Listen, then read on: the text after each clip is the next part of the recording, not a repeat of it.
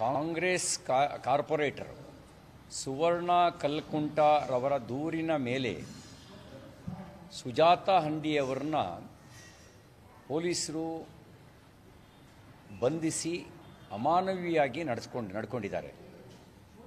ಇದು ಭಾಳ ಸ್ಪಷ್ಟವಾಗಿ ಮಾನವ ಹಕ್ಕುಗಳ ದೌರ್ಜನ್ಯವೂ ಹೌದು, ಮಹಿಳಾ ದೌರ್ಜನ್ಯವೂ ಹೌದು.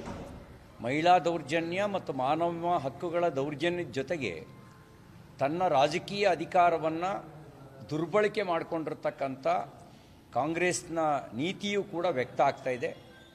ನಾನು ಈ ತಪ್ಪಿತಸ್ಥ ಅಧಿಕಾರಿಗಳ ಮೇಲೆ, ಅಮಾನವೀಯವಾಗಿ ಹೆಣ್ಣು ಮಗಳ ಮೇಲೆ ದೌರ್ಜನ್ಯ ಎಸಗಿರ್ತಕ್ಕಂಥ ಯಾವ ಪೊಲೀಸರಿದ್ದಾರೆ, ಪೊಲೀಸ್ ಅಧಿಕಾರಿಗಳಿದ್ದಾರೆ, ಅವ್ರ ಮೇಲೆ ಕ್ರಮ ಆಗಬೇಕು.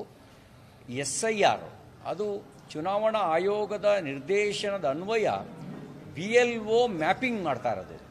BLO ಕಾರ್ಯಕ್ಕೆ ಅಡ್ಡಿಯನ್ನುಂಟು ಮಾಡಿದ್ದು ಸ್ಥಳೀಯ ಕಾರ್ಪೊರೇಟರ್ ಸುವರ್ಣ ಕಲ್ಕುಂಟ.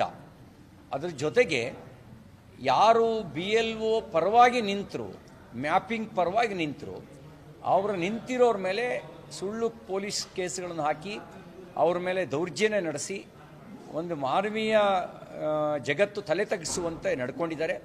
ಪ್ರಜಾಪ್ರಭುತ್ವ ವ್ಯವಸ್ಥೆಗೆ ವ್ಯತಿರಿಕ್ತವಾಗಿ ಇವರು ನಡ್ಕೊಂಡಿದ್ದಾರೆ. ಸಂವಿಧಾನದ ಆಶಯಕ್ಕೆ ವಿರುದ್ಧವಾಗಿ ಇವರು ನಡ್ಕೊಂಡಿದ್ದಾರೆ.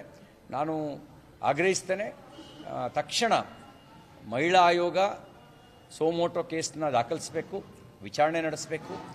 ಹಾಗೆಯೇ ಅದರ ಜೊತೆಗೆ ತಪ್ಪಿತಸ್ಥ ಪೊಲೀಸರ ಮೇಲೆ ಕ್ರಮ ಆಗಬೇಕು ಅಂತ ಆಗ್ರಹಿಸ್ತೇನೆ.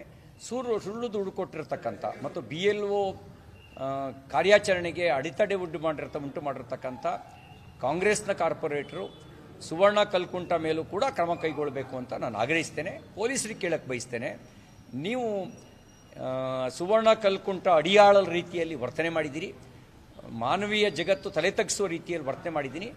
ನಿಮ್ಮ ಈ ಒಂದು ಕೃತ್ಯಕ್ಕೆ